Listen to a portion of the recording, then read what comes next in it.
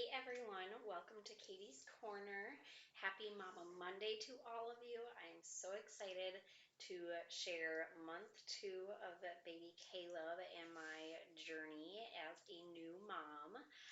Last month we ended with us starting to pack up our one bedroom apartment and move finally into our new home, and it was so exciting and so exhausting all at the same time. We packed everything up, we were able and ready to go, and all of a sudden we get a call that where we were storing a bunch of our stuff during this kind of in limbo time, we didn't have access to the storage unit because of an accident that had happened. So we had to reschedule the moving truck. On moving day, we had to call them and say, hey, it's not going to work actually, let's get rescheduled. So our official moving day was really cut down because he only could move the one bedroom apartment then, which was fine actually in hindsight, because what it did is it allowed us to move all of our necessity items that we were wanting in the apartment, we wanted in our home.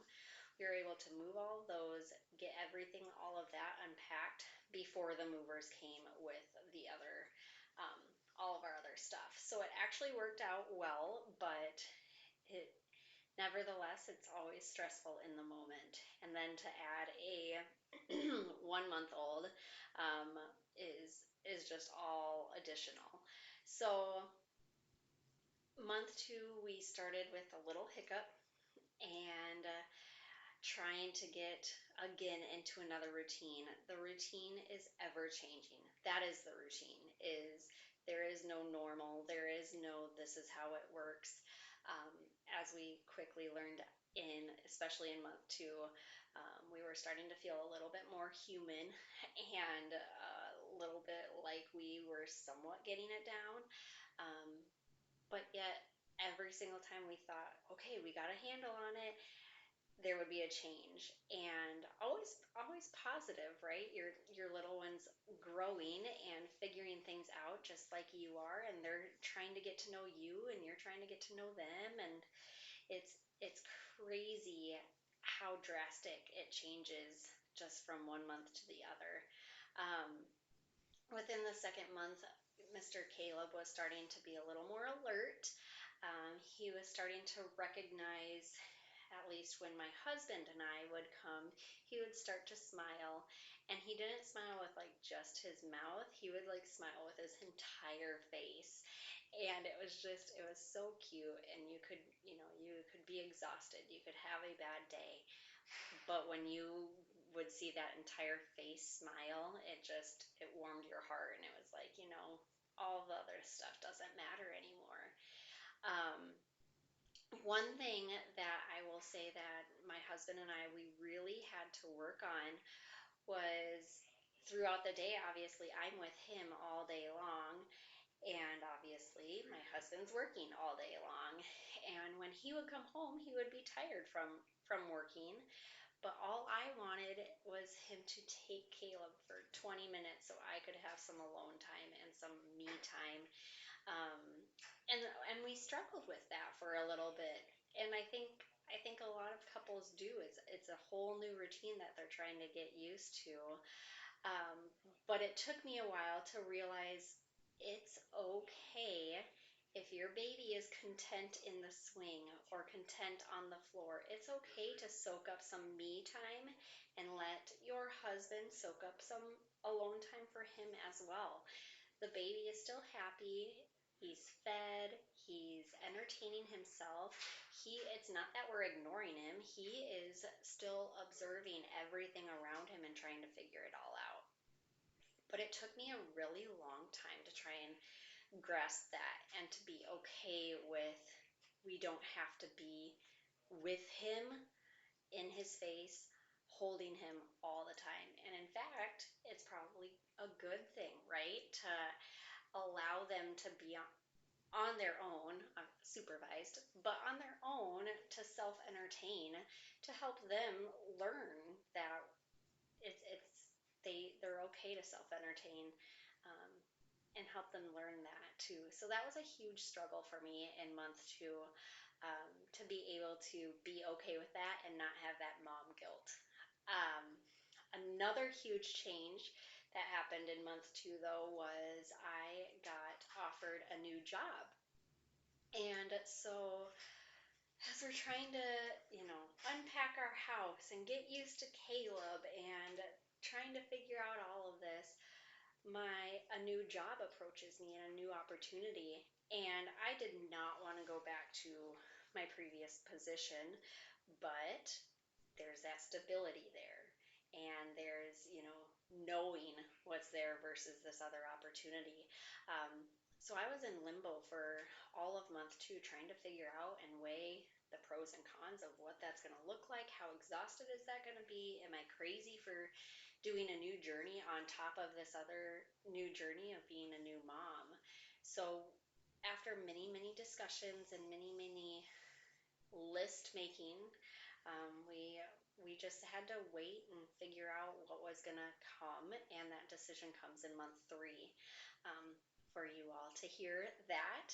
Um, but on the exciting news, in amongst all of that, we were able to take our first family trip, our first family getaway.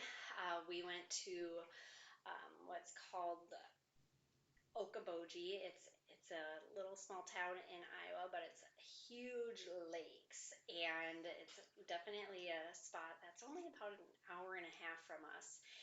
And we enjoyed just having a time away and having it be with our family of three. It was chaotic to try and pack. We learned how, when you're packing for a newborn and you don't know what to pack, and how many outfits to pack, and how many diapers to pack.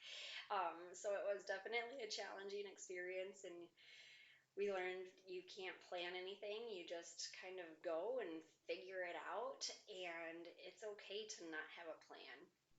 It's okay to not have those expectations. And that was, I would say for me, that was definitely a growing pain, um, to not have a set in stone plan and to be okay with that and to be accepting of that. And it was okay to not have any expectations besides let's relax and let's enjoy the time together. And normally I have all these expectations that things are going to be great and things are going to be perfect and it's going to go this way and it's going to go that way. And to now, as a mom, understand life doesn't work that way. Take a breath and again, reflect. Is everyone happy? Is everyone loved? Is everyone safe? Then we're doing our job and all is well. And month two really taught me that. It really allowed me to really reflect and say, things don't have to be perfect. In fact, they're never going to be perfect. And I can either choose to focus on all of the imperfections, or I can choose to embrace all of the imperfections. And what do I want Caleb to learn, right? How do I want him to live his life? Do I want him to always be focusing on needing to be perfect, or do I want him to focus on embracing everything that life gives him? And if I want him to focus on the embracing, then I need to also focus on embracing everything as well. And being able to look at it that way has helped me a great deal realize it doesn't have to be perfect, and that's an okay thing.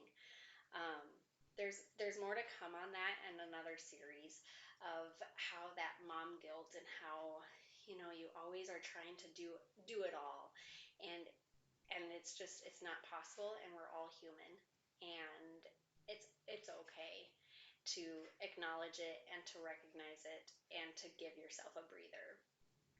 Month two then wrapped up with a huge family gathering. We had one of our close family friends get married, and it was one of those like, is it safe to do this with the pandemic and whatnot? But she's very important to us, and we went and we enjoyed it, and we had an amazing amazing time, and Caleb did so well throughout the entire wedding event. It was a whole weekend. We rented a house. We stayed together with family, and he did amazing. We were getting better at sleeping during the night, and he didn't interrupt anyone's sleep, which was great. We were getting better at kind of figuring out a routine of that we eat and then we play and then we sleep, and then at night we do a longer sleep period, and he was just such an incredible little man, and continues to be, obviously. But in month two, he really is starting to get his own routine of what he likes to do, and he that was really what he liked to do. He would eat, and then he would do activity, whether it was laying on the floor or playing with us or any of that sort, and then he would fall asleep. um, and that really became his go-to, which helped us again get into a more of a somewhat routine, not timing routine, not any of that, but at least a pattern, which helped us throughout the time of my mat leave. Next week, we get to talk about month three, what that all endures, an update on which job I go back to, the new opportunity or the old position. We're excited to see kind of where all the other firsts that are to come in month three with the little one growing. But at the same time, it's my last month as maternity leave, and I emotionally and mentally am not ready. I'm not ready to have to go back to the real world, and we get to hear a little bit about how I dealt with that as well. I'm so excited to continue this journey with you guys. I'm so excited to share it all and let you all know what it's like as a new mom, as a first time mom, what it's like, all of those firsts and those unknowns that you don't know, and no one necessarily can prepare you for. But to know that that's an okay thing too. Thank you so much for listening and watching this new mom series. I love sharing my story with you. I love hearing about all of your stories as well. Make sure to subscribe to Katie's Corner to catch all of our little mini series here as well. And of course, email me at Katie's Coaching Corner. Corner is with a K at gmail.com to ask any questions. And feel free to always comment in the comment section and let me hear your stories. Look forward to next week, month three, and we will talk then. Bye-bye.